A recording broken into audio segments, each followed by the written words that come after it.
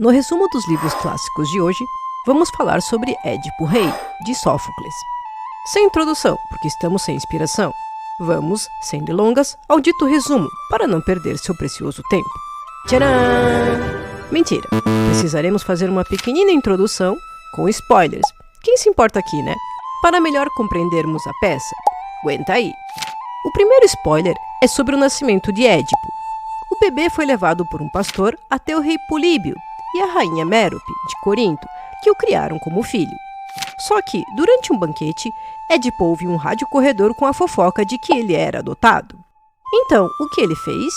Ora, o que todo mundo fazia nessa época, consultou o oráculo de Delfos. Mas o oráculo acabou revelando que Édipo estava fadado a matar seu pai e casar com sua própria mãe, e não respondeu efetivamente se ele era adotado ou não. E Édipo, assustadíssimo, fugiu de Corinto para que a profecia não se tornasse realidade. Eu conto ou vocês contam? No caminho a Tebas, em uma encruzilhada, Édipo acabou encontrando uma comitiva e, após trocas de ofensas, acabou por matar todos, sem saber de quem se tratava. Aliás, todos não. Um deles sobrou e fugiu. Chegando a Tebas, Édipo se depara com a famosa Esfinge, que estava aterrorizando a cidade e devorando todos os jovens que não conseguiam responder seu enigma. Esse enigma não se encontra na peça Édipo Rei, mas era assim: qual animal tem 4 patas pela manhã, 2 pela tarde e 3 à noite? Então, Édipo perguntou ao ChatGPT e veio com a resposta correta: é o homem. Ferida em seu ego por não ser mais a CDF da turma, a Esfinge se jogou do penhasco. Bem, o povo tebano ficou super, ultra, hiper agradecido a Édipo, e a rainha Jocasta acabou se casando com ele para torná-lo rei. É que seu marido, o rei Laio, havia morrido com toda sua comitiva misteriosamente durante uma viagem. Opa, alguma coisa lembra outra coisa, não? Entendedores entenderão. Menos Édipo, que se casou com Jocasta sem questionar absolutamente nada. E é aqui que a história de Édipo Rei começa. Édipo, então rei de Tebas, já casado com Jocasta, sai do palácio real e é saudado por uma procissão de sacerdotes, que por sua vez estão cercados pelos cidadãos empobrecidos e tristes da cidade. Os cidadãos carregam ramos envoltos em lã, que oferecem aos deuses como presentes. Isso porque Tebas tinha sido atingida por uma peste, o povo estava morrendo e ninguém sabia como solucionar o problema. Um sacerdote pede ao rei para que salve Tebas. Édipo responde que via e entendia o terrível destino de Tebas e que ninguém estaria mais triste do que ele. E fala que já tinha enviado Creonte, seu cunhado e companheiro de governo, ao oráculo de Delfos para descobrir como deter a peste. Nesse momento, Creonte chega e Édipo lhe pergunta o que o oráculo lhe disse. Creonte pergunta a Édipo se ele quer ouvir as notícias em particular. Oxe, conta logo, homem! Creonte então conta o que soube do deus Apolo, que falou através do oráculo. O assassino do rei Laio, que governou Tebas antes de Édipo, não o assassino que governou Laio, que governou Tebas, né? Bem, enfim, está na cidade e precisa ser expulso para que a peste acabe. O problema é que ninguém sabia quem era o assassino. Bem, exceto nós, né? Creonte prossegue contando a história do assassinato de Laio. A caminho de consultar um oráculo, Laio e todos os seus companheiros de viagem, exceto um, foram mortos por ladrões. Bem, essa versão de ladrões foi o que o único sobrevivente disse, pois ficou envergonhado de a comitiva inteira ter sido morta por um homem só, né? Édipo pergunta por que os tebanos não fizeram nenhuma tentativa de encontrar os assassinos, e Creonte o lembra de que Tebas estava mais preocupada com a maldição da Esfinge. Então o rei diz que ele mesmo acabará com a peste. Pergunta se alguém sabe quem matou Laio, prometendo que o informante será recompensado e que o assassino não receberá a punição mais severa do que o exílio. Ninguém responde, e Édipo amaldiçoa furiosamente o assassino de Laio e todos que o protegem. O rei amaldiçoa a si mesmo, proclamando que caso descubra que o assassino é um membro de sua própria família, essa pessoa deverá ser punida com o mesmo exílio e tratamento severo que ele acabara de desejar ao assassino. Então, um menino conduz o profeta cego Tirésias para perto de Édipo. O rei implora para o profeta que revele quem é o assassino de Laio, mas Tirésias responde apenas que sabe a verdade, mas gostaria de não saber. Perplexo a princípio, Depois, irritado, Édipo insiste que o profeta conte a Tebas o que sabe. Provocado pela raiva e pelos insultos do rei, Tiresias começa a insinuar seu conhecimento. Finalmente, quando Édipo acusa furiosamente do assassinato, Tiresias diz a Édipo que o próprio é a maldição. O rei desafia Tiresias a dizer isso novamente, e então o profeta chama Édipo de assassino. O rei critica os poderes de Tiresias descontroladamente e insulta sua cegueira, mas Tiresias apenas responde que os insultos eventualmente serão voltados contra o rei por toda Tebas. Enfurecido pela acusação, Édipo começa a inventar uma história de que Creonte e Tiresias estão conspirando para derrubá-lo. Enfim, um clima bem legal. Bom, vocês sabem, Tiresias e o oráculo nunca estavam errados. Até poderiam ser mal interpretados, mas nunca equivocados. Então, sorry, Édipo.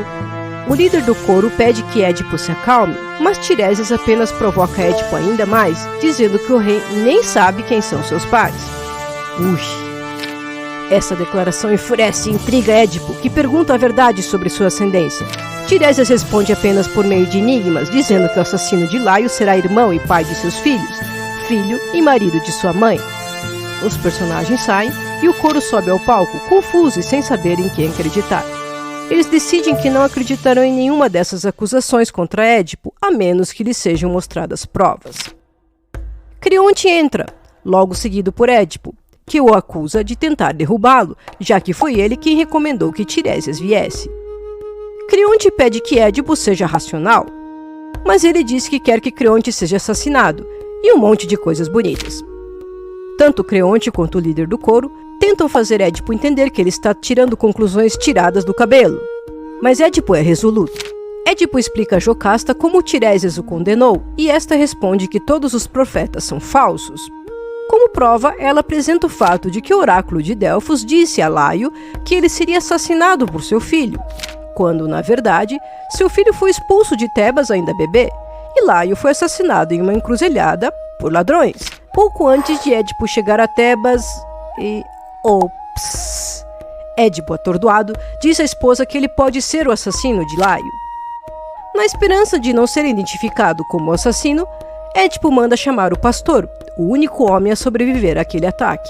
Édipo e Jocasta deixam o palco, e o coro entra, anunciando que o mundo é governado pelo destino, e denunciando os homens orgulhosos que desafiaram os deuses. Um mensageiro entra e diz a Jocasta que veio de Corinto para contar a Édipo que seu pai, Políbio, está morto e que Corinto quer que Édipo vá e governe por lá. Jocasta se alegra, convencida de que, como Políbio está morto de causas naturais, a profecia de que Édipo assassinaria seu pai é falsa. Édipo chega, ouve as notícias do mensageiro e se alegra. O rei e a rainha concordam que as profecias são inúteis e que o mundo é governado pelo acaso. No entanto, ele ainda teme a parte da profecia que dizia que dormiria com sua mãe. O mensageiro diz para não se preocupar, porque Políbio e sua esposa Mérope não eram realmente os pais biológicos de Édipo. Ops! O mensageiro explica que havia sido pastor anos atrás. Um dia, encontrou um bebê no Monte Citeron, perto de Tebas. O bebê estava com os tornozelos presos e o antigo pastor os libertou. Aquele bebê era Édipo, que ainda mancava devido à lesão sofrida nos tornozelos há tanto tempo. Quando Édipo pergunta quem o deixou na floresta da montanha, o mensageiro responde que foi outro pastor, servo de Laio. Diante disso, Jocasta se vira bruscamente, parecendo pressentir uma revelação horrível no horizonte. Édipo quer encontrar esse pastor para descobrir quem são seus pais. Jocasta implora que ele abandone a busca imediatamente, mas Édipo insiste. Depois de gritar e implorar ainda mais sem sucesso, Jocasta finalmente foge de volta ao palácio. Édipo descarta as preocupações dela, como o medo snob de que ele possa ter nascido de pais pobres. O outro pastor, que se revela ser o mesmo pastor que testemunhou o assassinato de Laio, entra em cena. O mensageiro o identifica como o homem que lhe deu o jovem Édipo. Édipo interroga o recém-chegado, perguntando quem lhe deu o bebê, mas o pastor se recusa a falar. Finalmente, após ameaçá-lo com tortura, o pastor responde que o bebê era filho de Laio e que Jocasta o deu a ele para destruir por causa de uma profecia de que a criança mataria seus pais. Mas, em vez disso, o pastor o entregou a outro pastor para que ele pudesse ser criado como um príncipe em Corinto. Percebendo quem ele é e quem são seus pais, Édipo grita que vê a verdade e foge de volta ao palácio. O mensageiro entra novamente para contar ao coro o que aconteceu no palácio. Jocasta está morta. Ela se trancou em seu quarto, chorando por Laio e lamentando seu destino monstruoso. Édipo foi até a porta em fúria, pedindo uma espada e amaldiçoando Jocasta. Finalmente se atirou contra a porta do quarto e irrompeu por ela, onde viu Jocasta pendurada em uma corda. Vendo isso, Édipo soluçou e a abraçou. Então pegou os alfinetes de ouro que prendiam suas vestes e com eles furou seus olhos. Continuou passando os alfinetes pelos olhos, chorando que não suportava ver o mundo agora que havia descoberto toda a verdade. Ele pede para ser banido de Tebas. O coro se afasta enquanto amaldiçoa seu nascimento, seu casamento, sua vida e, por sua vez, todos os nascimentos, casamentos e vidas.